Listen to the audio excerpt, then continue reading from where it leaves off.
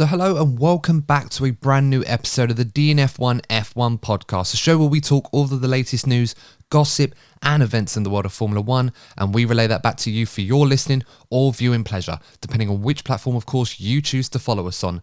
And guys, it's been a little bit of a mini break. Of course, we are used to seeing races come thick and fast. So many developments going on in the championship, but it now brings us towards the Turkish Grand Prix. The scene, of course, last season where we saw Lewis Hamilton crowned a 7-time Formula 1 world champion. Will it be 8 times for Lewis? It's certainly not going to happen at Turkey, but this Grand Prix weekend could be a huge indicator as to where this championship could end up going. And of course, discussing all of the latest news and gossip and events with me, as always, my co-host, Mr. Courtney Pine. Of course, this weekend just gone celebrating his birthday. So, Courtney, happy birthday to you. And did you enjoy it? Did you have a nice weekend? Yeah, I had a great time. Had a nice surprise birthday party. I had a good weekend and ready for the F1. So, good times. Lovely. And of course, joining us once again, a regular on the DNF1 podcast is Lee Wallington. Lee, thanks again for joining us. How are you doing? How you been? Well, thank you as always for having me, but I'm good, thank you. I'm glad to get talking about F1 again. Just remember to press the unmute button there as he started, for those of you watching, but looks like Lee's with us now, so that's all good, all sounding well. And absolutely right. We're moving into this race, and there's so many things that we can be talking about, but I think it's a good idea to step aside a little bit away from the Turkish Grand Prix for the moment. Of course, we will get to that in due course. But there's been a lot of goings on. Fortunately, nothing to do with transfer rumours. As far as I'm aware, Alfa Romeo literally could announce their driver lineup at any time now. But I think we're all expecting that decision to be made in the next couple of weeks. But there have been some news and updates on the calendar. And of course, we've had a lot of races go out because of COVID and come in. The Turkish Grand Prix, of course, was in, then it was out, and then it was back in again, owing to its situation with the UK on their COVID red list.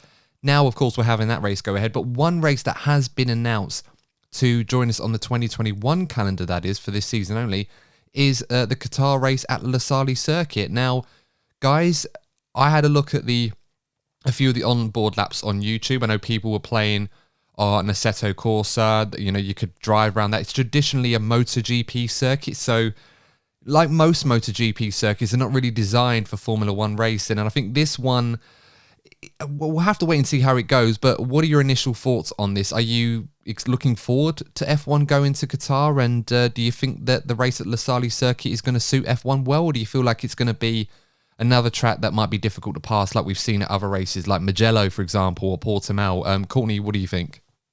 I'm a bit indifferent about it, to be honest. I mean, on one side, it's good to have another race. I can't complain, and with the exciting championship battle we're having, just have another sort of page to a great story this season. Can't complain about that, but it's just another Middle Eastern track, isn't it? It's a sort of the same background story to it. We've got Saudi Arabia, and now we've got Qatar. So it's not one of those sort of unique old style European circuit, which fans love. It's just another circuit by a rich nation. I do like a night race. I can't lie. But yes, it's just another race, really. There's anything particularly special about it, is there? Yeah, I can understand that, because the fans have been weighing in on what circuits that they wanted F1 to try and explore and go to fill a slot towards the end of the season. I mean, this was the slot, of course, that was vacated by the Australian race, which, of course, sadly, we're not able to go ahead. And, of course, the Japanese Grand Prix, we've lost that as well this season. And to me, you're absolutely right, Courtney. I don't think that this Qatar race offers anything unique compared to the other Middle East races. If anything, it's quite similar in some ways to the Bahrain circuit. I think a lot of people were looking at pictures online, specifically the start-finish straight, and they thought it's literally Bahrain 2.0. They had to sort of rub their eyes together to make sure they weren't looking at the same picture. Lee, similar to Courtney, what are your thoughts on this race? Are you looking forward to seeing F1 racing here, and do you think it's a good idea to come to this circuit at this time of the year? Well, firstly, I would say my thoughts was that it's just like Bahrain. So you already touched that, so I won't expand on that. But yeah, it's obviously the time of the year is for that circuit. You can't really do a European race because of the temperatures drop. So it has to look at the warmer climates. And we don't have many races in the the warmer climates outside of Mexico, Brazil, Australia, Japan. China can be pretty cold where the circuit is, obviously. And obviously, I've probably forgotten one. I know, obviously, the Middle East circuits. There's a staring gap there. So they would have to put something in a warmer climate. And obviously, money talks a lot in Formula One. So Qatar offered a substantial amount, and Formula One, yes, please, we'll go there. Yeah. But nothing exciting. There's no grand feature or that special corner or anything that makes it, oh, look, we're exciting for it. As Courtney said, it's just another race. Yeah, it seems very much that way, that money is potentially a good motivator for F1, at least longer term, and we'll get into that in just a moment. I mean, are there any circuits in particular that you would have liked F1 to perhaps consider exploring as an option, just to fill this gap? I mean, there's one in my mind I think a lot of people were sort of asking to see back on the calendar for this season to fill that gap. But before I spoil it, I'm curious to ask you both, which one in particular would you like to have seen F1 go to? I think if you're going to stick to the Middle East, they might as well just change the layout in Bahrain and done Sakir again, because that offered, one of the races of, 2020 wasn't the most interesting of the seasons, given how Lewis dominated, but Sakir offered one of the most entertaining races of the season. So I think if you're going to stay in the Middle East, why not do a layout change like we saw in Sakir? Yeah, I mean, that's a good option. I mean, of course, it wasn't back-to-back like it was before, and it worked relatively well. Lee, what do you reckon? Are there any other circuits that you would have liked to have seen considered for that particular slot? Personally, I reckon I know Formula One is obviously got the Miami Grand Prix coming up. I think it's next year that joins the calendar. Yeah, that's right. Yeah. But I would have, if I was Formula One, would have been looking to get another second circuit in the US. Admittedly, Indianapolis probably have been a bit too far north, but get a race in California on there's few circuits they've got there. It may not be a Formula One grade, but I'm sure they could push the paperwork through. I think that would probably been something a different atmosphere than another Middle East carbon copy. Yeah, I mean, they were looking for a potential doubleheader for a while at the Circuit of Americas, which of course never come to fruition.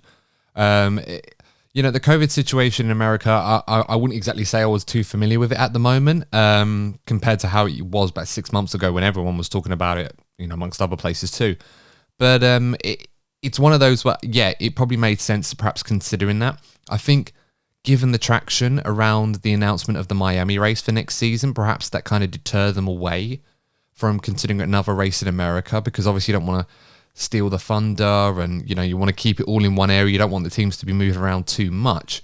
So as much as I would have liked an option like that, I think feasibility wise they probably would have gone against that. I for one would have liked them to return to Sepang in Malaysia. I think that's a circuit that I think that's a circuit that a lot of people probably thought that they should go there. And I'll be honest with you guys, I know in years that we had the Malaysian Grand Prix, and it was a circuit that a lot of people probably looked at a bit more negatively than they should have done for different reasons. I think it very much was a circuit by nature that was very much victim to the turbo hybrid era regulations, where the cars were just so hard to follow, and it made overtaking quite difficult at times. So the race is almost a bit of a procession. But I think since it's gone, and since it's no longer on the F1 Canada, I think a lot of people kind of miss it. And they probably feel, perhaps we should have given it more credit where credit's due. And I think it would have been a nice way to bring it back in. And, it could be a circuit for F1 in the future. I know F1 are trying to engage with the fans more and try to listen to what the fans want and try to produce that. But incorporating what the fans want and incorporating what's best for F1 as a business seem to be two different things at the moment. I think we're going to get into that with some other topics as well to kind of prove that point, if you like, or weigh in a bit more on it. But it'd be interesting to, for you guys listening, let us know what you think in the comments section. Are you looking forward to coming to the Losail circuit in Qatar? And were there other circuits that you would have preferred to have filled that slot for the end of the season, just before the Saudi Arabian GP, I believe? Now, of course, with that, we should extend this discussion a little bit further with Qatar. given the announcement that they've made that not only are they going to have a race for 2021, they're also going to be having a race for many, many years to come after F1 signed a 10-year deal to have a race in Qatar from 2023. Now, that's a huge commitment from Formula One to a circuit that they've never raced at before, and the chances are it probably won't be at Losail circuit, so we'll probably have another new circuit, maybe in Doha, perhaps another street circuit, for example, as exciting as that sounds. We haven't even been to Jeddah yet, so we've got to give it a chance, but it does seem that F1 is very much investing a lot more of its brand and its sport and everything that comes with it in the Middle East. Not to get too political on this, guys, because that's not what this podcast is about. But Lee, I'm going to come to you first. Are you surprised that F1 has made such a huge commitment to a circuit or to a country who haven't yet hosted a Grand Prix in Formula One before we've actually had one there later on in the year? I mean, what are your thoughts on that? I'm not surprised at all. I mentioned a bit before, the Formula One has always been about money, and money talks a lot in the sport. Obviously, in the driver market, you get paid drivers, and in the actual race calendar, you get paid tracks, so to speak. I'm not sure that's an actual terminology that's used, but effectively, all the tracks pay, but they're the ones that give a lot more money to be on the calendar because they want to make themselves look good internationally. Normally because they've got human rights things and other things they want to disappear. Well, I mean, going to a country that has no history with sport, but then with Qatar, they did that with the World Cup as well. So, or the Football World Cup. It's money talks in a lot of sports these days, not just Formula One. No, it's very, very true. And F1 has to be looking at its revenue streams in order to keep the sport going in the direction that they want. A lot of it has been focused on how we can save money, and I think they're doing a lot of that with the budget cap, etc., etc. But of course, they've got to try and make more money, and there's different ways to do that. I suppose one question I would like to ask, based on what you said, Lee, is you mentioned the human rights element. I think that is an important thing that I would say a lot of other sports have tried to use their own platform and their own influence to try and improve the human rights situation in certain countries in the Middle East. Qatar being mentioned as one of them, especially with the FIFA World Cup happening there this time next year. That will be starting, so that's coming up pretty quick. And then, of course, other franchises like the WWE, for example, have been out there for a few years in that part of the world. And also they've had some heavyweight boxing matches, of course, that have happened over there. So there is a growing sport influence going over there. And there does seem to be this human rights element that they're trying to push, if you like. They're saying that we are here to on but as much in a humanitarian capacity as we are in a business one. I mean, do you feel that that's what F1 are going for? They're trying to use their influence to try and achieve something similar? Or do you think it's just primarily about, who can give us the most money to host a Grand Prix at the moment? I would say it's probably partly two places of it's, firstly, who can give us the most money? And secondly, they'll be, we're doing it for the human rights bit, and they may do a little bit on the grid or something like that. But as a country, they won't want to publicise any violations against human rights. They do. You just have to look at Bahrain in the past when there's been protests. And obviously, it's the local TV companies or whatever you want to call it that manage the footage that's supplied to FOM that's then on the live streams, and you don't see the protesters at all at Bahrain, but they're there. So what's the benefit of going there? No, it's not even seen of the protests or the violations and that kind of knowledge, and using the platform to get it out to the world. Yeah, that's very true. I mean, I'm trying to think what year it was. I remember about 10, 15 years ago, there was huge talk of the Bahrain Grand Prix not actually going ahead because of the protests that were going on. We didn't see any of that at all over the course of the coverage, if I remember rightly. I mean, this was a long time ago. And there's probably been a lot of that since, but because of where the circuit is located, it's so remote that I remember Kimi Räikkönen saying that whenever he used to go to Bahrain, he said it was one of the, with all due respect to any Bahrainians out there, that it was one of the most boring weekends for him in terms of a social aspect, because you turn up to the circuit, you're pretty much staying in the motorhomes, etc., on the circuit. I mean, they're used to that a lot more these days because of COVID. But you wouldn't explore the cities, you wouldn't explore Bahrain in general. It's literally just turn up to the track, you do your business, go back to your motorhome, and you just repeat until Monday, and then you go home. And it's even longer if you're testing out there afterwards. So, and in the case of Kimi, not going to the bar. Exactly, and well, that's a big thing in those kind of countries anyway. So he would have been, he'd have had to have been respectful either way to the customs there, which it's absolutely fine. But Courtney, I want to get your thoughts on this as well because Lee's rated a lot of good points there about what F1's ambitions, I suppose, what their mantra is going to be, going to places like Saudi Arabia, not so much Abu Dhabi, but Qatar and Bahrain, etc., for years and years to come now, possibly for the next decade at least. What are your thoughts on this? Do you feel that F1, is really interested in trying to improve the humanitarian situation there, or do you feel that because we're in a COVID world right now, where a lot of the European circuits that people would prefer us to go to just can't put up the money to host a race, that it gives these countries like Qatar and Saudi Arabia a huge advantage of being able to buy their way onto the F1 calendar? Yeah, I think there's a little bit of sugarcoating going on there. We've raised quite a few times in the past how one of the biggest gripes the general Formula One fan base has with the sport is how money talks with some of the drivers that come into Formula One, and we see genuine talents miss out. We're now starting to see a similar situation with the tracks where we miss out on some of the most iconic circuits with some of the most iconic corners, getting some of the greatest moments we've ever seen in Formula One, no longer hosting races because they can't afford it based on inflation that's caused by these other countries that are able to pay so much more money because of their wealth. And it's just a shame that we're sort of missing out. The potential of the sport is missing out, not only because of these paid drivers, but also because some of these venues we go to. I'm all for going to different continents because as much as I love the European circuits, it's supposed to be a world championship. It's not supposed to be Eurocentric. But at the same time, you want to be seeing some of the circuits. So, like Circuit of the Americas, we've now gone to America. And I think the circuit offers, the steep incline at the start and some of the corners. It's become a part of the furniture with Formula One. But some of these new circuits, particularly the street circuits, they offer nothing. They offer nothing to the fans, and they offer nothing to the drivers. It's simply because of money, and that's what turns some people off Formula One. Mm.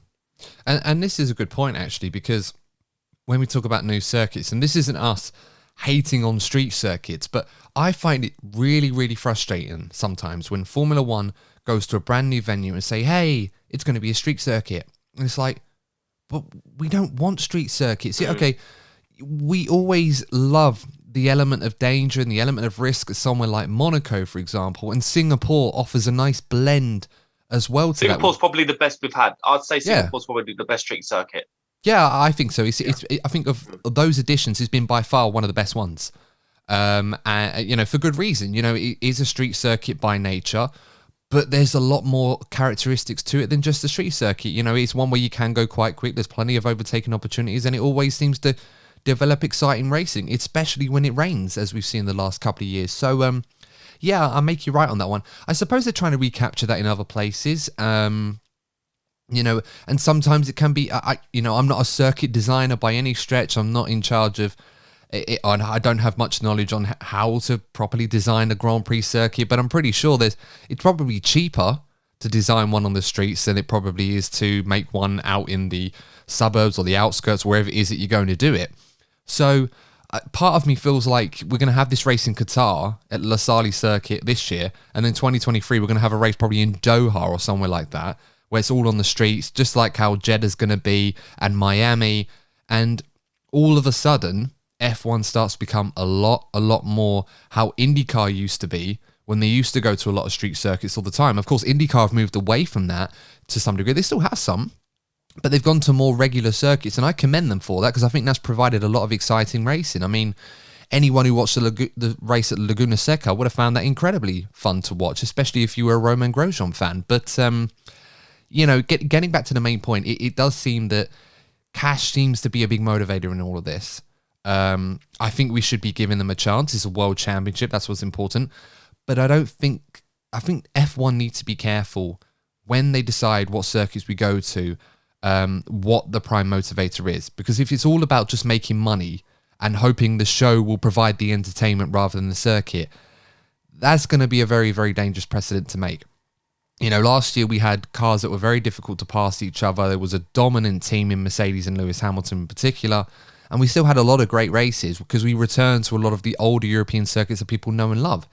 Some of them have found their way onto the calendar this year and have equally provided some brilliant races. I don't think there's been a boring race this season at all. Perhaps Monaco being the only one. And even then, that was still quite good. So, yeah, I think there needs to be a balance there. But I think we're just going to have to see how this goes. Either way, I think a 10-year commitment is a huge statement of intent from Qatar and also from F1 as well. I just hope for their sake it works out for them and works out for the fans too. But I guess we'll have to wait and see. More talk on the calendar, though, before we get into the preview. Stefano Domenicali had an interview with Sky Sports today where he was talking about the final parts of the calendar for 2022 are being put into place and the announcement should be made rather soon.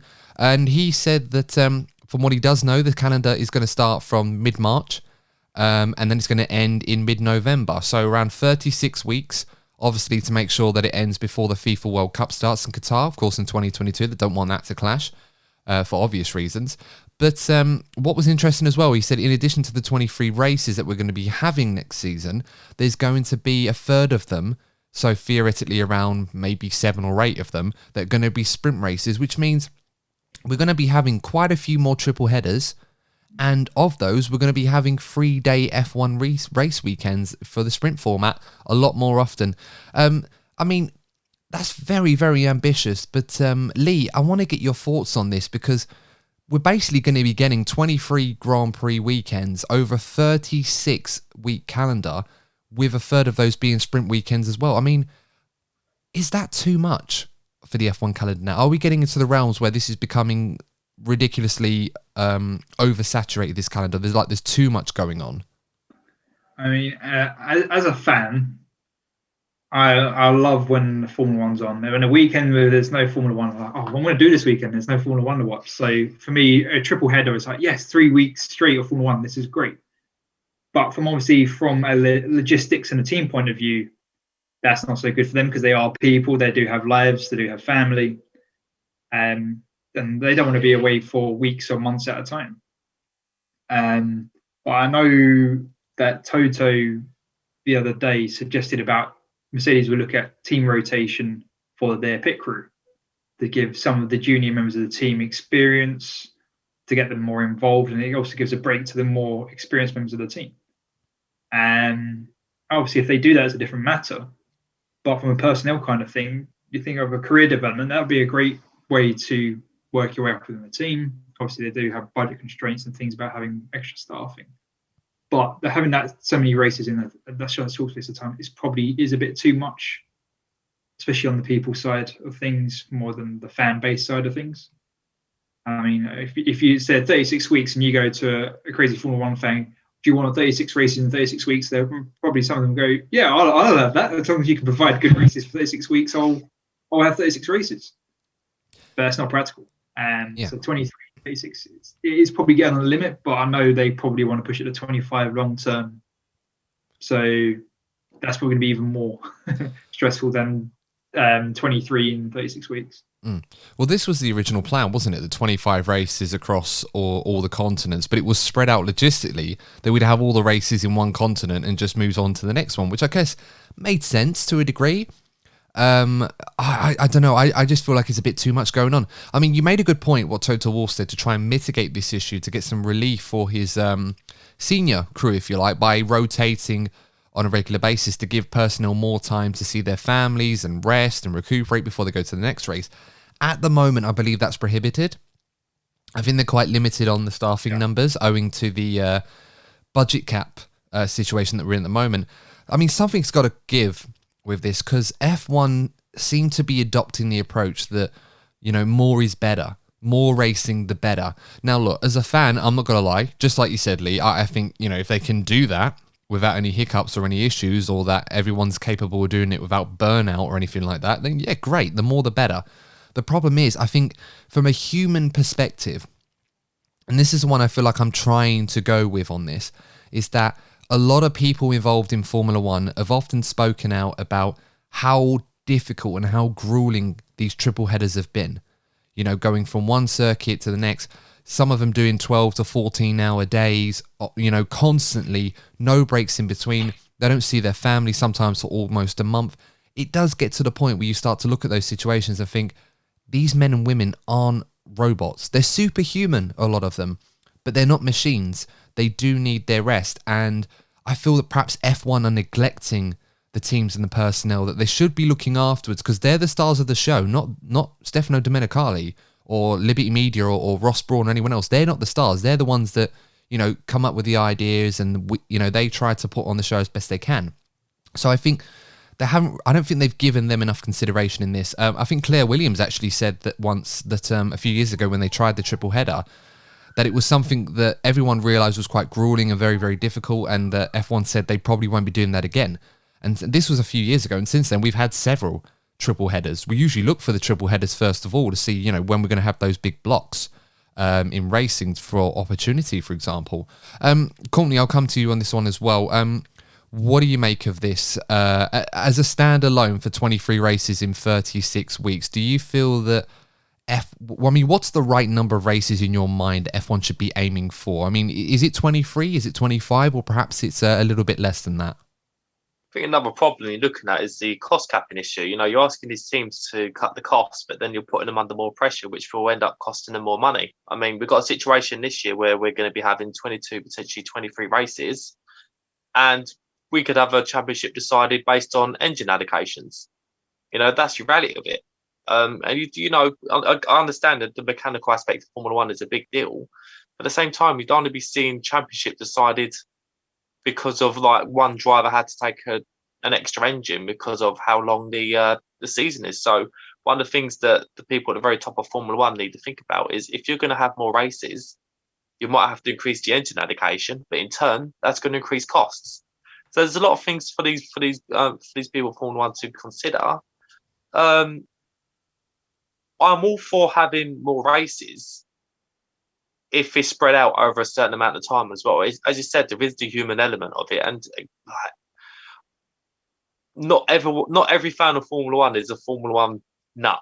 You know, I think after a while, if you're having like 3-4 races in a go, even that's a bit too much, even for the biggest Formula One fans. So you don't want to be doing overkill with it because it just starts to show. It's just everything in moderation. That's the way it is going forward, really. That's the way it should be anyway. Yeah, that's a lot of good points. You know, I understand F1, you know, they've got a show, and obviously the fans they've been, I won't say starved of it, but they've been wanting a little bit more, but I don't know if that should come in the form of having more races. You know, if we have a load of races and the show's not exciting, the solution isn't to have more races, you know, and I think sometimes when the fans cry out for certain things in Formula One to be improved, I feel like F1 put the surveys out to say they're gathering the information, and then they just go in a completely different direction altogether. And, you know, and True. I'm not a businessman by any stretch, but I know that that's not, you know, if you take your customers' opinions and you seek their feedback and then you just ignore that and go with what you want, you're never going to run a successful business doing that. So again, look, we'll have to wait and see how this goes. I do like, Lee, what you mentioned about what Toto Wolff said about bringing in some junior personnel to work in those teams and perhaps provide cover for those triple header weekends. I think is a great way for them to learn experience. And of course, if F1 will allow that within the budget cap, it's a great way to train new people up into the sport rather than just wait for the other ones to get too tired and they have to go away for a while. You know, you got to find that right balance. With the sprint races, I think this is another factor as well, because a lot of us have had mixed opinions on the sprint races. I think some of us have thought they've been good. Some of us have felt that they've been just okay, and then others have really not been fans of it at all. I think for me personally, I feel that the Silverstone one was okay. There were some good moments in it, but most of them come from Fernando Alonso, to be fair, on his own. And the Italian sprint race was probably a bit tepid, I would say. You know, I think a lot of people hoped that it would be the race where we saw a lot of overtakes, and then I think it was Karen Chanduk who made the point saying that the Italian race has never been won for loads and loads and loads of overtakes. I think people just forget that because it's such a high-speed tempo as it is. so they just assume it's going to happen. And now, of course, what we saw was not many overtakes after the first lap or two. So, with all that being said, is there a risk that F1 now, again, are not really looking at the feedback or the return of their experiment, and they're just pushing through with it anyway, hoping that it's going to work regardless of what the fans are saying about it? Personally, I don't think there's anything wrong with the current format, the current qualifying format. We've had it before. They've tried to tinker with the qualifying, and it's never worked. Maybe, this may be, the current format is good. It's like Formula One. The people at the top of Formula One turn to gimmicks to fix the problem, but they're looking at the wrong things. I think the fundamental problem for Formula One has been the car design, which has been limiting overtaking. And hopefully, with what's coming next year, that will help with that. So if you get cars with more overtaking, in turn, you're going to get better races. Qualifying has never been the issue. If anything, if you tinker with qualifying and dilute the importance of it, then actually you're ruining one of the biggest features in Formula One. Like, for example, if you imagine it would never happen because they have considered certain circuits. Can you imagine having a sprint race in Monaco? It'd be awful. The whole weekend would be awful. Like the best part of, we've been talking about street circuits. The best part of a street circuit weekend is the qualifying. So I just think you shouldn't be playing with the things that actually work in Formula One. Sort out what is wrong with it, and then if there are still issues, then review it then. But I think it's like they're becoming almost gimmicky to, fill in holes that sort of have different solutions. I don't know. It's a strange one. A bit like square pegs and round holes, isn't it? Pretty much. Yeah. Pretty much. It's funny because you mentioned the sprint races in Monaco. Now I'm thinking I would only allow that under one circumstance. I mean, do you remember a couple of years ago when I think it was Kimi Räikkönen was still at Ferrari? And for the British Grand Prix weekend, I think Johnny Herbert, Martin Brundle raced him on a couple of lawnmowers. If you haven't, let them have a go around that, or let them have ride in some high-powered go-karts. You see those ones you see on YouTube. I think they race around Hockenheim or the Nürburgring. There's like really high-speed go-karts that do like 150, 160 miles an hour. Let them have a go in them. It's probably a health and safety nightmare, but I mean, we're talking about Formula One here, so if you can make them safe, let them do that if you're going to do a sprint race at Monaco. And I mean, that certainly spice up the action a little bit. But as I said, I think with these sprint races, I think you have to be careful with trying to jam something down your audience's throat when, the jury's still out on whether these sprint races are going to be a success. Granted, I think it's worth keeping the experiment going for another year at least because, it's not been a total failure, but I don't think it's been as successful as people would have hoped. Certain naming conventions have to change. I'm not a big fan of awarding the Friday pole position the Speed King. That doesn't really sit with me. Gimmicky, say? Yeah, a little bit. It's kind of like, we hadn't really thought of what we're going to do with this, but we'll just call it that just for the sake of doing something. I mean, yeah, very, very strange. I mean, I like what they did at Silverstone, actually. I remember saying before that I wasn't a big fan of them being paraded on that bus with the reefs around them. I remember we were talking about this with Aldous Courtney, and I said I didn't like it, but to be fair, he said it was, and I'm not going to lie, it's kind of grown on me. Now that I think back on that, there's a bit of nostalgia to it. Not so much the bus, the reef element to it, which is kind of cool. But Italy, we didn't have anything like that, did we? They couldn't even celebrate on the podium. We had Valtteri on what looked like a set of scales or something like that afterwards while he was being interviewed. It was all very, very strange. But the point I'm making is that I think F1 needs to be careful about trying to push through with something that we don't know if it's successful yet.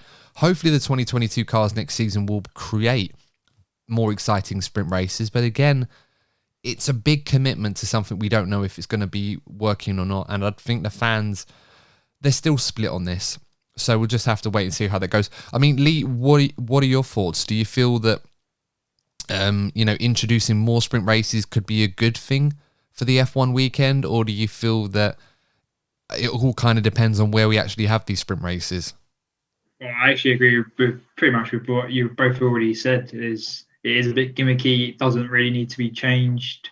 Qualifying is probably one of the best bits of the weekend, although it did make me laugh imagining the sprint race around Monaco. I hadn't even thought of that one. But it's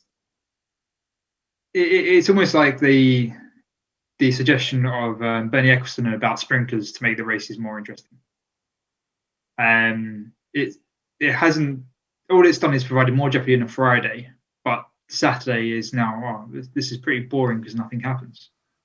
So you've just moved the excitement of Saturday qualifying to Friday, which is now not qualifying. It's whatever naming convention they're now applied to the fastest lap on a Friday for qualifying for the qualifying non-race. I'm so confused of what they actually call the different things. It's their sole hope is on the regulations, as you both said, for next year, and that the cars can overtake and sprint qualifying. It becomes a raging success with the new cars. But I think it is a big commitment for the unknown of how the cars are actually going to perform in real life compared to computer simulations. Yeah, I'm worried that there's a bigger problem that I think F1 are trying to, well, they're not addressing it, but they're trying to fix it with something else. Now, F1 obviously are chasing more revenue streams. They're looking to try and find a way to get more fans to engage with the sport, particularly the younger fans. And a lot of this has similar hallmarks to the old Super League issue, for those of you football fans that would remember that atrocity. And I was a fan of one of the teams involved in that, so I wasn't exactly best pleased with that. That being said, one of the issues they had that F1 seem to have is they're having a harder time engaging with younger fans, getting them more involved in the sport. The next generation of fans in the sport, who some of them claim they don't want to sit for 2 hours and watch a race and watch 20-odd cars go around and the race is won by either Lewis Hamilton or Max Verstappen. At the moment, they want to see a more exciting show. And F1's solution to that seems to be, we'll make the race shorter, therefore the drivers will be more desperate to try and fight each other, even though at the moment there's not really much reward for it, as we've seen evidently. And I think the drivers seem to agree with that, because they seem to take what they can and then we'll just deal with it in the next race and the next day. I think one of the bigger problems that F1 seem to have is that they're looking at it the wrong way.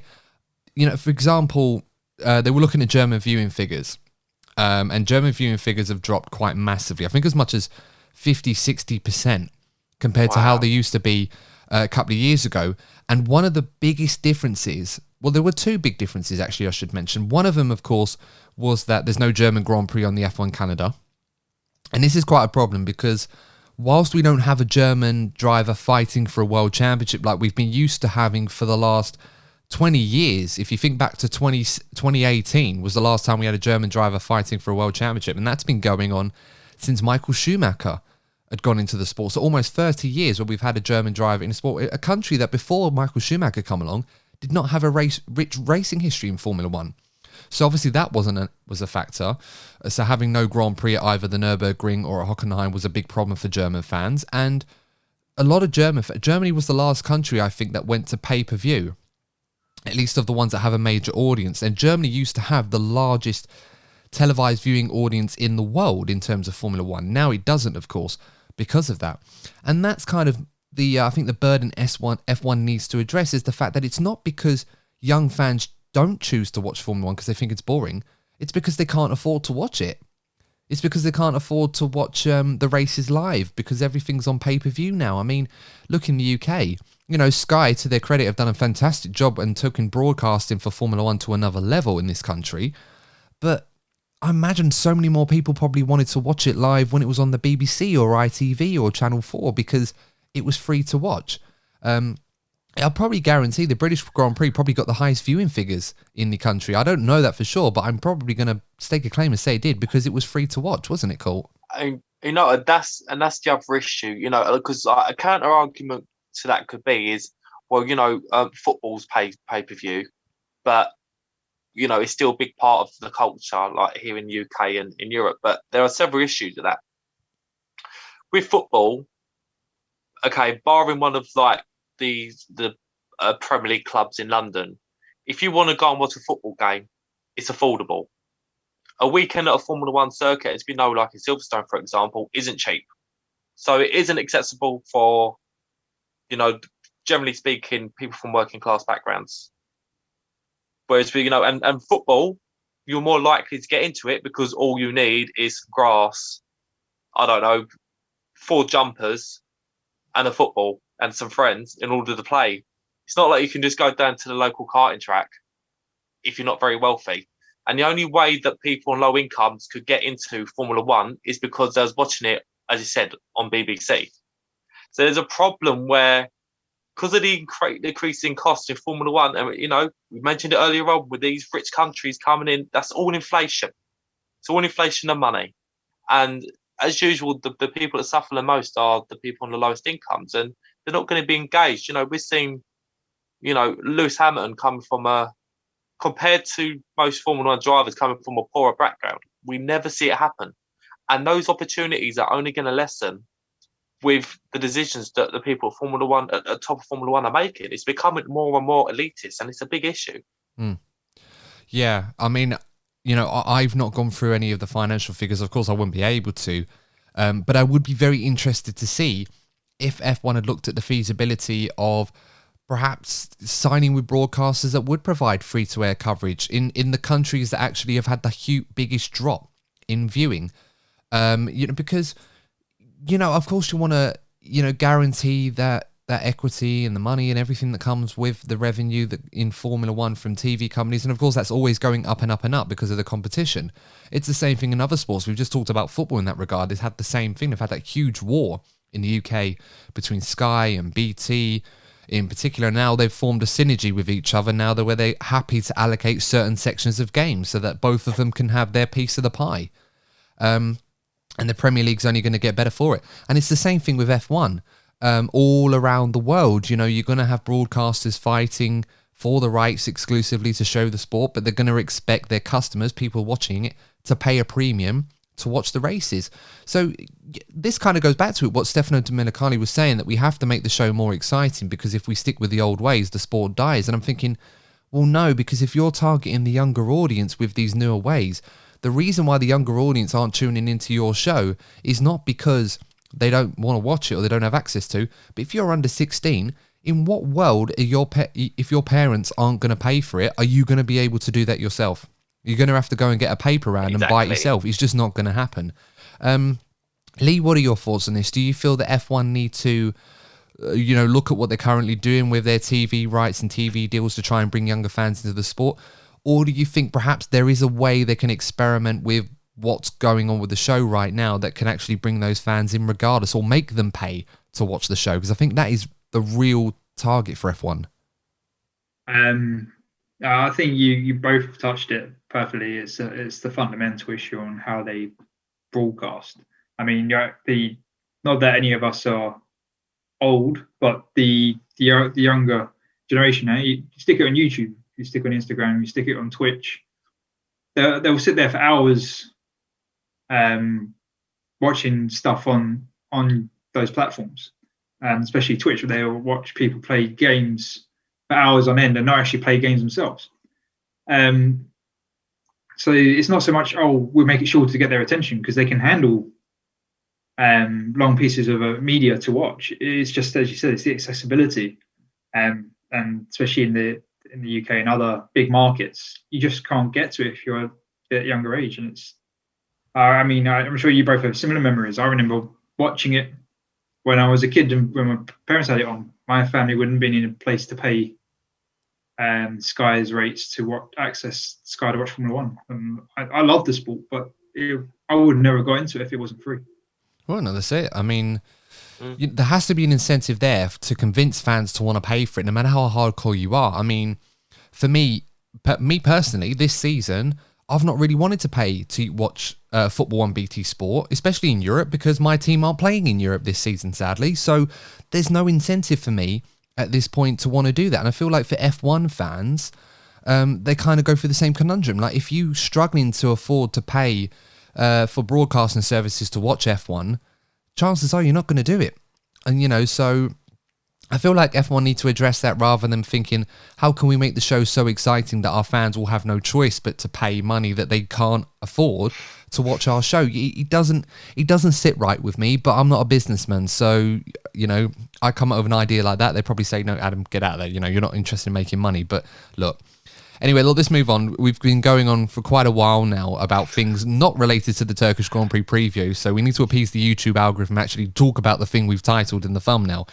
So, the Turkish Grand Prix preview had a nice little break. Another incredible race at the Russian Grand Prix. Not something I thought I'd be saying a couple of weeks ago, but Russia certainly delivered in that regard.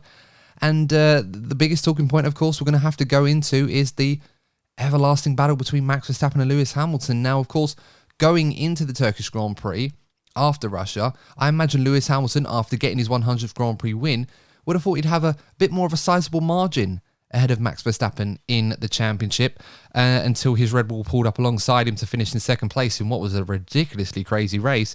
So, going into this race, Lee, where is your head at in terms of this fight right now? Do you feel that despite Lewis winning the Russian Grand Prix, it's very much advantage Max Verstappen?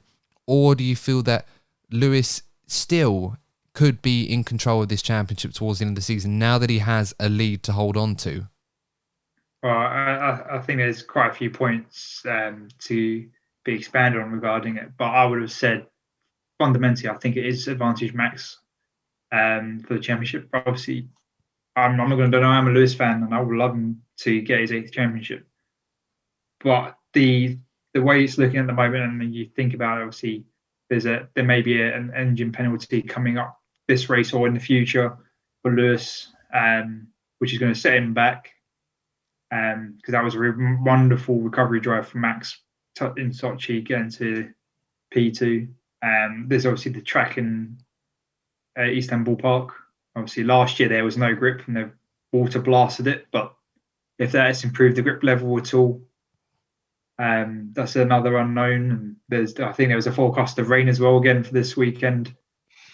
So, I mean, it could be another crazy race in the cards, and Lewis and Max crash into each other because they slide off the road. Hey, who knows?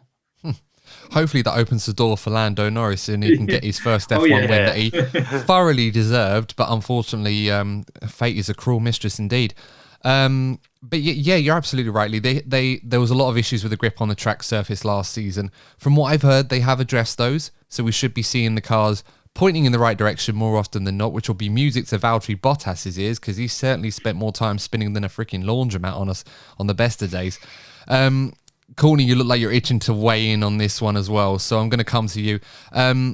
Given where we've been this season in terms of which car has been more favourable on this circuit, it does seem that the Russian Grand Prix could potentially have been the last race that we go to that Mercedes would have fancied themselves as being the team with the best package altogether. Do you feel that that's true, or do you feel that perhaps Mercedes still have a few tricks up their sleeve that Red Bull won't see coming?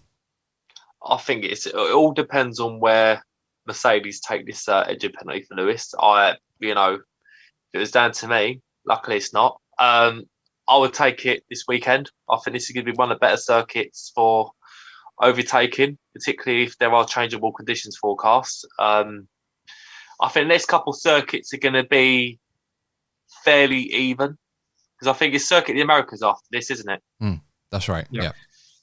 But then you look at circuits. Are we going to Brazil this year? For the moment, we haven't heard anything, but it does look like we're going to have a race. It might just be one against better judgment by the looks of things at the moment. Again, I'm not a politician, and I'm certainly not involved in the F1 calendar, so we'll have to wait and see. You look at Mexico and Brazil, and Red Bull are usually particularly strong at those circuits. So it does seem that Red Bull overall do have an advantage, I think. But Lewis has to take the pain on the circuit where it's easier to overtake. If he takes the engine penalty and he's there or thereabouts still, I think we're in for an interesting end. But I think Red Bull just want this championship more and invested more in the development of their car. And the results are starting to show. Nothing against them, but the results are starting to show. Red Bull do have a slight advantage when it comes to the overall package they've delivered this year. And that's what it's all about. I mean, you're not using it as an excuse. You're not, because I know a lot of people have saying that, Red Bull have put more money in, they're developing the car even still, they're going to compromise themselves in 2022. I mean, we don't know. They may have found the right balance and Mercedes may have underdone it. Nobody really knows what is the optimum commitment, if you like, to developing this year's car and also developing next year's car. We're going to have to wait and see next year. I mean, if Red Bull win this championship, or worse, if they lose this championship and next year's car is an absolute dog by comparison, they're going to be kicking themselves big time. So we'll have to wait and see. And there's no guarantee that if Mercedes put the brakes on for this year and try to win it with what they have and produce a great car next year. We don't know. There's no guarantee. You know, for all we know, Haas could be smashing it next year because they've hardly developed this year's car at all. It's just a pity that their driver lineup is the way it is. So we'll have to wait and see how that goes. It literally will be Mazepin versus Schumacher in the same way that we saw Rosberg, Hamilton, or Webber, Vettel, if you like, or something like that. Mazepin world champion. God. Well, I mean, if he does, congratulations. But yeah, I mean, social media is going to be a fun place. Good luck with the viewing figures if that happens. Yeah, well, the Russian figures will peak, I'm sure, no doubt. It'll be a massive one. We've got a lot of people there, might be able to fill the void for the rest of us. But yeah, it's crazy. Paris, my mind's gone completely towards that now. It's literally Mazepin world champion. I can't get that out of my head. Oh wow! On the bright side, it could still be Mick Schumacher. That would be a story, wouldn't it? Anyway, look, I'm getting sidetracked here, but with this battle going on, it does seem, in my opinion, that Red Bull will definitely be fancying their chances for the rest of the season. I think they probably went to Monza and Sochi thinking that Mercedes were going to punish them quite a lot. Red Bull turned out to be a lot quicker at Monza, and I don't think anyone expected Max and Lewis to collide in the way that they did, which really ruined Lewis's weekend more than anybody else's. And of course, Max Verstappen was able to benefit from the weather to salvage a very difficult situation for him in Sochi. So it does seem the advantages with them.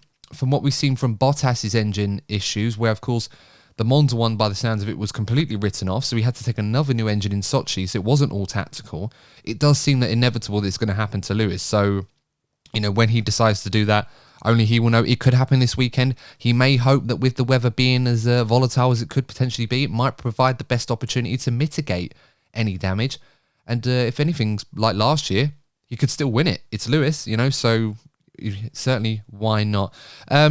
The role of Bottas and Perez, we've talked a lot this season, guys, and it's been quite evident that Valtteri Bottas, particularly towards the latter half of this F1 season, has proven to be the more reliable number 2 driver out of the two, and consistent one in terms of delivering those top-end performances. Despite the promise that Monza offered us, Sochi was a bit underwhelming. Not necessarily Valtteri's fault, but it's just the way it went. He did recover, I think it was P6 in the end. In the race. So what are we expecting from those two guys? Are we expecting Valtteri to be back in the hunt like he was in Monza? Or are we expecting Sergio Perez perhaps to have a better weekend? Because he's been very up and down. I think Sochi was better, but again, not quite where you'd want him to be. The weather caught him out as well. But there's some signs of improvement. He had a great race in Turkey last season. We shouldn't forget that. So what are we expecting from these two? Lee, I'll come to you first. Well, I would have said, as long as the track grip is improved, Istanbul Park and Valtteri doesn't spin continuously, and if they'll want him up there, especially if Lewis does take the engine penalty, they'll want Valtteri to go and win, unless Lewis can somehow win from the back, which is never say never, but they will want Valtteri to go and win and not stop Max taking victory. And it seems since he's got his new drive, Alfa Romeo, apart from he's had the many 2 penalties, Valtteri has been more of his old self with the pressure released. So with a new engine, as long as he doesn't take another engine penalty, I would expect Valtteri to do outperform Perez. I'm of the opinion that although Max has the advantage for the championship, I think Mercedes could still snatch constructors just because Valtteri's effort compared to Perez. Yeah, Mercedes is kind of stealing a march in the constructors at the moment. They seem to be performing rather well, and they're building the gap all the time. I'm just looking at my phone to see what the gap is. I think it's about 33 points in Mercedes' favour, which is quite a lot. Courtney, would you owe that down to what Bottas has been doing in particular, and perhaps Perez being a little bit underwhelming, or do you feel that for whatever reason that Perez has just not had the best of luck with Red Bull as Bottas has had with Mercedes this year? What do you owe Mercedes' performance compared to Red Bull in the constructors down to? Yeah, I think Bottas has performed better. I think we've actually seen scenarios where they've come up against each other and Bottas has had the better of Perez. Could it be down to the amount of time he spent with the team? He has an idea of how the car's going to perform, maybe. But there's no denying that Bottas has performed better. I think we've all been very critical Bottas when he hasn't performed or when he hasn't got his elbows out in the way that maybe he should have. But over the course of the season, I don't think there's any denying that he has performed better than Sergio Perez this season. Yeah, true. Lee, is there one area in Perez's overall game, if you like, this season that you feel he needs to improve on quickly if he's going to be more of a factor in this Constructors' Championship? I think the area Sergio needs to improve on is his qualifying. He's had some great races where he's come back through the field from a low qualifying, but by the time he comes back through the field, he's already out of touch with Max, Lewis, and Valtteri up front. Depending on the order, varies obviously, but he's always out of touch, and he's like, apart from his win in Azerbaijan, has Sergio actually had another podium? He got third in France, didn't he? I can't recall. Oh, yeah, I think he did. And he had to pass Bottas to do that, yeah. But still, that's not good enough. Yeah, considering he's in, well, it's probably the fastest car on the grid, and he's only had one win and one podium. It just shows the effort not that he's not putting in, but he needs to step up in the qualifying to be involved in the fight for the podium. And that's where he's losing the advantage to Valtteri at the moment. Yeah, I'll make you right on that one. I'm kind of the opinion with Perez, if you can improve in qualifying, at the very, very least, to get on the second row of the grid, assuming the other three are his teammate in the two Mercedes, that will go a long way for Red Bull this season, because more often than not, he's found himself behind the two Ferraris sometimes, the two McLarens most definitely, even Pierre Gasly, and some circumstances, and even Sebastian Vettel when he's on a good one. So it does seem that Perez does need to up his game in qualifying if he's going to be able to, prove to be more of an asset for Red Bull in this championship, because they've got a real chance at both titles. And I think we previewed the season and I thought that Max would win the title, and I still do. And I think Mercedes are going to win the Constructors because I just felt Bottas was going to do a better role as number 2. And I think we're seeing that evidently. That is what's happening. We'll have to wait and see what Perez does next season. We'll get that chance, but whether they win the Constructors' Championship or not this season, Red Bull will be looking for more improvements from their number 2 driver and more pace ultimately, because I think that is what's let him down. And he's had to recover almost every weekend. He's nowhere near the top 2 rows. But let's, of course, move on to Ferrari and McLaren. I'm going to briefly touch on Ferrari because a lot of the headlines over the last couple of weeks have been very deservedly about McLaren for a lot of good things. Daniel Ricciardo brilliantly winning the Italian Grand Prix with Lando Norris coming home in second place for them, and Lando so cruelly being robbed of a first win of his career in such dramatic fashion with the weather change. One of those situations where if you make the wrong call, you're punished, and if you make the right one, you're made to look like a genius. Really, that's just how it goes in the sport. But on the subject of Ferrari, they've kind of been going about their business quite quietly. They're still in the hunt. Still, I think about 14 points or something like that behind McLaren in the Constructors. So by no means, they're not out of it. But after a couple of Grand Prix now that McLaren have very much had the advantage, as we expected them to do so, do you feel that Ferrari now will be looking at the rest of the races this season? Bear in mind they're going to have the upgraded engine of Leclerc and possibly one for Sainz if he has to take a penalty this weekend, I'm guessing. Do you think Ferrari will feel confident that they can claw that deficit back from McLaren at circuits they're expected to be stronger at? Courtney, what do you reckon? It's certainly a possibility. I still think in terms of raw performance, I think Lando's been the best driver out of the 4 drivers from the 2 respective teams. So I do feel that Lando could be the person that could claw enough points for McLaren just to edge the Constructors' Championship battle. That's just my opinion. But with the upgrades and the upgrades coming for Ferrari, it's certainly a possibility. I want to be seeing a bit more Charles Leclerc though. He's been fantastic. He's had his moments, but I think that he's capable of doing better than he has been this season. As I said, he's had these near moments, but he hasn't been quite as consistent as I expected him to be. So I do feel that if Ferrari are to win this battle, I think we need to see a bit more consistency from Charles Leclerc in a way that we might be starting to see signs from Daniel Ricciardo, for example.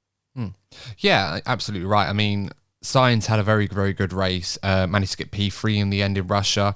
The weather really did help him a little bit. Charles Leclerc was a strange one because he started at the back just like Max Verstappen. And like Max, he did fight his way through the field quite quickly. He did a really, really good job. but then got caught out by the weather, so it completely ruined his race and put him, I think it was 15th in the end. But you are right, Courtney. I think there are some good moments for Leclerc this season. I think he's been one of the best drivers this season. It's just unfortunately he's not been consistent enough. Nowhere near as consistent as someone like Norris, and that has been the difference between the two. Lee, what are you making of this battle? Do you think Ferrari will be feeling optimistic now that Leclerc's got that brand new power unit in that apparently is worth up to a quarter of a second round Sochi on ultimate pace, which is, pretty impressive. Do you think that they're going to fancy themselves to try and claw that deficit back to McLaren? I don't think it's so much as the team themselves, or they may do.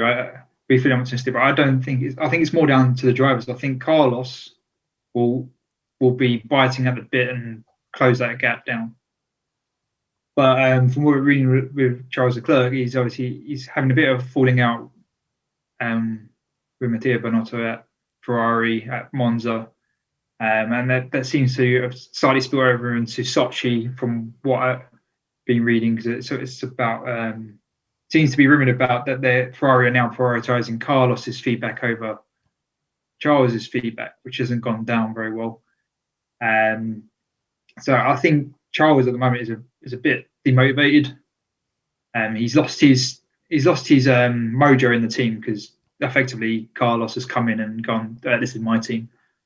Pretty much what Charles did to Sebastian. So he needs to refine his equilibrium, and that takes a bit of time because it's the first time he's been in that situation where Carlos has gone from team to team. So he's used to coming in and marking his trying to mark his territory. So I think it's very much down to how the drivers are going to approach it more than the team thinking they can claw it back. I'm sure they do, but I think it's more driver individualistic than the team is overall. But on the McLaren side of things, you just think a moment about Lando was in the fight for pole at Spa. If he got pole, that could have been a McLaren victory, especially how the Spa went. A McLaren victory at Monza. Until the last 3 laps, a McLaren victory at Sochi. McLaren could have won 3 out of the last 3 races if you really think about it. So the performance advantage McLaren has over Ferrari, and I don't think Ferrari can close that gap. No, it's a fair point. I would stress as a rebuttal to that those were 3 circuits we were expecting the deficit between those 2 teams to probably be at its biggest. Yeah. And McLaren, as you said, Lee, that they were very unlucky not to get more than 1 win. They did a great job getting the win at Monza, and they were very unlucky not to get wins at the other 2 as well. It's a good point about Charles Leclerc because he does need a good weekend.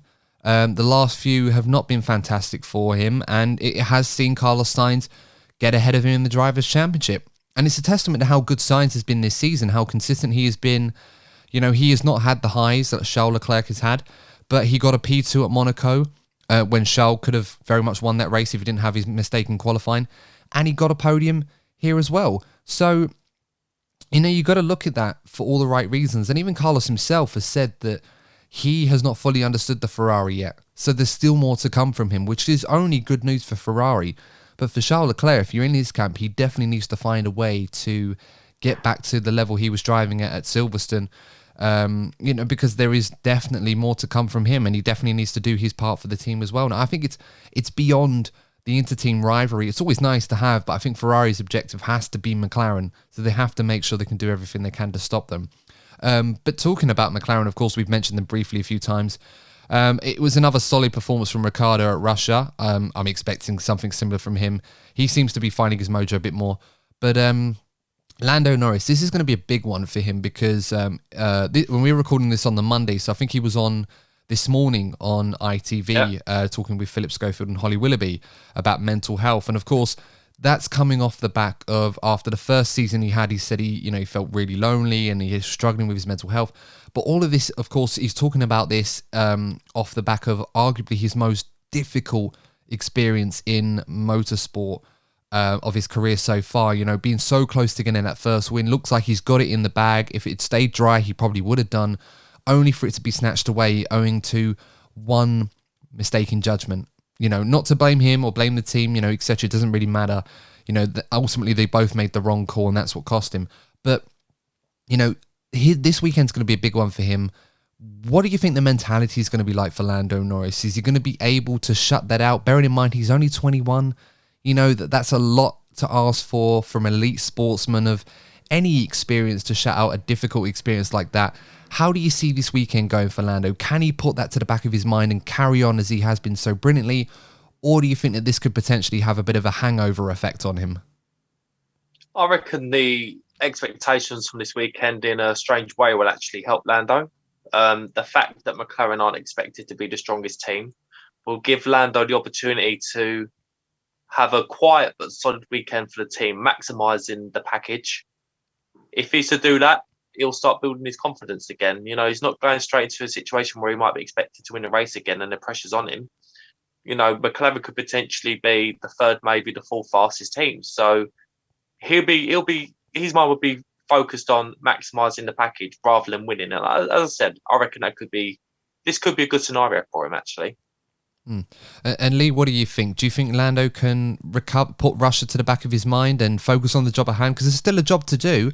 There's certainly, whilst you've said that they look good against Ferrari, they're certainly not out of the woods just yet. Yeah, they're not out of the woods. That's correct. But I think Lando will be biting at the bit personally. I think, as Courtney said, he'll be maximising the package and not being. He may be up the front, fighting for pole. Lando has surprised when he got close to Imola, but he'll probably fall short. But he'll have a solid race, and that will just, as Courtney said, just build his confidence. And it's not that he crashed or made a mistake. It's just the wrong choice. It's not hit his driving style or anything like that. And I think he'd be buying it a bit personally. That's fair enough. Just looking further on, as in Alpine and AlphaTauri. I want to talk about AlphaTauri now, Aston Martin, if I may, for a little bit, because Alpine, they seem to be rather solid at the moment, and again, the performances are just rolling in for them. But AlphaTauri and Aston Martin have had a couple of races now where they've pretty much scored next to nothing, and they've been tripping over themselves. Aston Martin have been having issues with the drivers in the team. Stroll and Vettel coming together a few times. AlphaTauri just seem to have all the worst luck in the world, especially if you're Pierre Gasly. I mean, what are those teams do you think have got to do to try and turn this around right now? Because it's two different problems for different reasons, but ultimately the same result is that they're getting nothing, whereas Alpine and Ocon and Alonso are just picking up points week in, week out in a car that's arguably not that much better than what they have, but their guys are just doing such a great job with it. I mean, what is the solution for those two teams? I look at the likes of AlphaTauri and Aston Martin in particular, and I feel they're more focused on next season already. I think Alpine, particularly with the likes of Fernando Alonso, are keen to make a statement, and be the top of that midfield battle. But I just think some of the midfield teams, and we see the teams at the back as well. I think they're already on. I think they're already next season. Of course, I'd like to be in point scoring positions when they have the chance to be. But yeah, I think apart from Alpine, those other midfield teams, yeah, they're looking at next year. No, fair enough. I mean, that's quite bold, but I wouldn't blame them for. I mean, I'd be surprised if there are still any teams, perhaps other than Red Bull, maybe, that are actually focusing on this year's car in any capacity. I think that you're at this point now where you've got to kind of commit to next season, deal with what you have. Red Bull probably being the exception because I think there's still a championship for them to win, so they obviously want to make sure they win it. Lee, what do you think? I mean, AlphaTauri aside, I think Aston Martin, I think we should be focusing on a little bit more. What is going on at the moment between Vettel and Stroll? Because it seems that Stroll just can't seem to stop going into his teammate. And, this is going to be a circuit where both of them have had history for different reasons. And the last thing Aston Martin need is the two drivers tripping over each other, but they always seem to fight each other at the moment. What is going on there? I think what's happening in Aston Martin is it's effectively a battle of whose team it is. Obviously, we know financially it's Stroll's team because his daddy owns the team. But Sebastian's, I think, it's like, I'm better than you. I'm a world champion or ex-world champion, 4-time of that matter. And this is my team, regardless of your father owning the team. because they both seem to be maximising the package, which then finds them in the same part of the track because they're getting the same results out the car, and they're tripping over each other because they're not. Your biggest rival is always your teammate, and that's effectively what's happening in Aston Martin. Yeah, very much so. I mean, you're right to point out, Stroll's got the financial backing, he's got the support because his dad owns the team, but Vettel has been emphatically better than him for most of this season. I mean, Vettel's highs have been very, very high, and Lance, for a while now, has been well below what we expect of him. I've been a big defender of Lance Stroll in the past. Earlier this season, he very much was picking up the results, but since Monaco onwards, it's been very much Vettel, and Stroll's been picking up a point here or there if he can. So we'll have to wait and see. But Aston Martin, they really need to find a way to get them two to just do their races and not find each other on the track, because it always seems to end in chaos. It's silly things as well. I mean, and AlphaTauri just need a bit better luck at the moment. Final thing we should talk about, we'll touch on Williams and Alfa Romeo quite quickly. Williams with George Russell. There's another 10th place finish at Russia. That was 4 in the last 5 races that he scored points now. It's quite amazing to think that. Are we expecting more points from Williams this weekend, or is the well going to well and truly dry out for them? Because right now they seem to be on a great run. Can't see why not. I think particularly with George. As I said, with some of these midfield teams I mentioned where they seem to be on the beach, this is an opportunity for George in particular to capitalise. We've seen in the last few races. Why not? Particularly if we have wet conditions again. We've seen how much George excels in the wet conditions. So particularly, if we have another wet race, we could see George right there again on Sunday morning again. And we had that in qualifying last year, of course. Lance Stroll, funny enough, we were just talking about him, getting pole position for the Racing Point team as it was at the time, with Perez, of course, up there with him as well. So, you never know with George Russell. I feel like George has found another gear now that he's got that Mercedes contract signed and in his hand for next year. It seems to have loosened the shackles a little bit. He's driving with a bit more freedom, a bit more confidence, knowing that his career is not on the line right now. It could well be in years to come. But we're starting to see a better George Russell. I mean, Lee, what do you think? Do you feel that George is now finding that next level he needs to find to showcase to Mercedes that he's the real deal? Or do you feel that, this is just what George has been doing all season? Well, I think it's a bit of both. This is what George has been doing all season, but he has taken a step up since that contract was announced. And I think you see it with any driver to a degree of when they have that contract, there's a bit of pressure in the back of the mind that eases, and it just lets the natural talents flow. Even to the top of the grid with Lewis and Max, it must affect the drivers a little bit. I think George is enjoying his last few races at Williams. That's good to know. I mean, we just hope it continues with George Russell. I mean, Williams certainly enjoying this at the moment. So hopefully it's a nice omen for them for next season where this will be a regular thing for them. On the subject of Alfa Romeo, we still don't know who the second driver is going to be yet. We already touched on this earlier, saying that we probably won't know for at least another week or so. Fred Vasseur has been very coy about who it's going to be. We expect it to be Guan Yu Zhou, but he still says... I mean, I think he said something on the lines the other day about Giovinazzi that Gio's just got to put it all together, and we're still waiting to see that, and hopefully it will happen soon. It's kind of giving indication that there's still a chance for Giovinazzi to keep that seat for next season. I mean, do either of you think that's realistically possible, or is he just saying that to buy time until everything's signed and sorted with Guan Yu Zhou?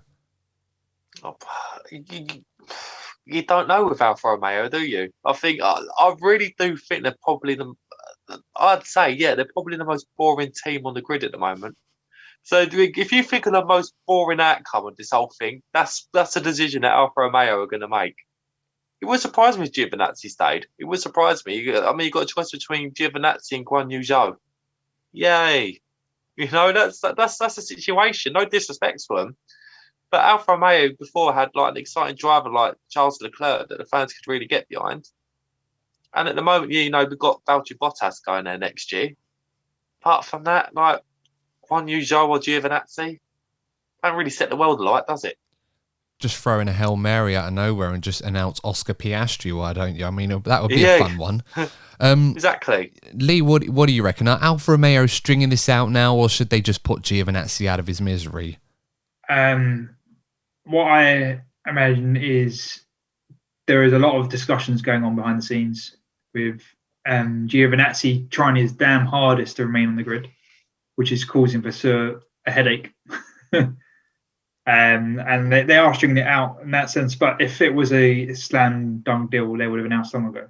So there is clearly something holding it up. Maybe Kimi's regretting retirement, and it's going to be all Finnish team next year. Yeah, I mean that's a different. Yeah, I doubt that's going to happen. But it's as Courtney said, it is boring choices between the two. There's nothing exciting out of either proposition for me personally. No, you're right. I'm trying to add something to this, and I just feel like, do I really care? Like, you just want them to look. I do like Giovinazzi, and I think he has shown at times there have been some moments, particularly in qualifying, that he has got some speed in him. But when Fred Vasseur goes and says we're still waiting for him to put it all together and it's going to be a great performance, it's like, well, he's been with the team. How long has he been with them? About 3 or 4 years, something like that. Maybe not that long, but he's been in Formula One for a while now with the Sauber team, if you like, part of that unit for. Just trying to think. What was it? 2017. He made his 2016, something like that. And if you're not going to see it now, after all that time, when are you going to see it? It's just not going to happen. So they're going to have to make an announcement soon. If they keep him on for another year, great. But I feel like even if it is Guan Yu Zhou, with all due respect to him, I think they just got to bring in someone new, someone fresh, and see how that goes. Money aside, so let's wait and see. But I don't suspect it's going to be long before we find out the full 2022 grid in all its shape and glory. It's prediction time. At the end of the episode, guys, for those of you that are unfamiliar with the podcast, we like to give our predictions for the top 3 and also a bold prediction as well. So, Courtney, I'm going to come to you first as you are the birthday boy. Top 3, and what is your bold prediction as well? And, of course, give me a qualifying prediction. Who's going to get on pole this weekend as well? I'm going to be bold and say Lewis pole on the win. Permitted he doesn't have an engine penalty. Max second, Valtteri third. I'm going to go with Fernando Alonso top 5 finish as my bold prediction. I was thinking that. Now I'm going to have to change it because I was thinking that as well, but I'll let you have that one. Okay, no, that's fair enough. I mean, that's pretty solid. I'm going to say, certainly not going to argue too much against that. Lee, how about you? What is your top 3, pole position, and a bold prediction as well, please? Pole, I think, will be Max. I think it will be Lando, Max, and Lewis in a race result. And the bold prediction is Lewis will have his engine finish on the podium, engine penalty, and then finish on the podium. I like that one. Yeah, I certainly can see it happening. It's similar to the one I said about Max getting on the podium in the same circumstances at Russia. Which he did do, not P3, but, it was not too far off. I'm assuming a dry race. I know a lot of people have been talking about weather. So much now, we always seem to talk about wet weather as if we're all scared of it after what's happened at Belgium. It's crazy how that is. We were looking forward to wet weather at the start of the season. It never quite happened. Then we got it, and it was like, oh, crap. Like, you start being scared of it. I mean, it is Halloween month, so why not? My top 3, pole position, Max Verstappen.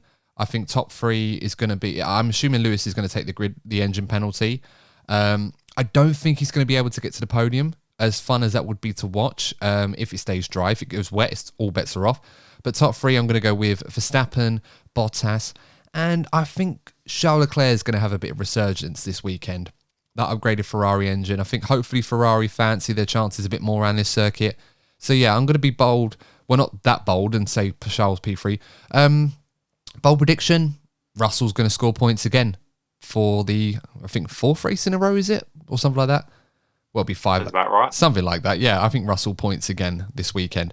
So yeah, that's all we've got for now, guys. Of course, weigh in with your predictions in the comment section below. Let us know who you think is going to win the Turkish Grand Prix. And of course, feel free to weigh in on some of the other topics that we've discussed in this episode in light of the Qatar race happening later on. Of course, F1 calendar changes that we've talked about. Let us know your thoughts on those as well. Incidentally, of course, a little bit of a cheeky plug and promo as well. Last week, we released our first top 10 video. We're going to start doing some top 10 videos and some list videos for you guys.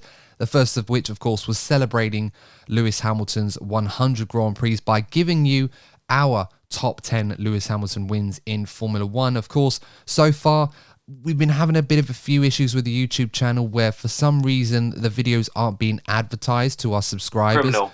Absolutely criminal. Yeah, it's not ideal. I'm not quite sure what's going on there. But of course, guys, so at the moment, if you're not seeing it and you're regularly checking out our content, do let us know. But look, it's out there. You know, it's a really good video. I should know I made it, so I'm a little bit biased. And, you know, check it out. It would really mean a lot to us if you could. And, of course, if you know anyone that'd be interested, make sure to share it. And leave a like and subscribe to the channel if you enjoyed the video. So really would appreciate your help on that one. But, of course, guys, until next time, we're going to be discussing the Turkish Grand Prix review. But, of course, I'm sure we'll have plenty more exciting F1 stories to talk about following the review of that race. But until next time, we've been DNF1. And we'll see you in the next episode of the DNF1 F1 podcast. Take care. See you soon.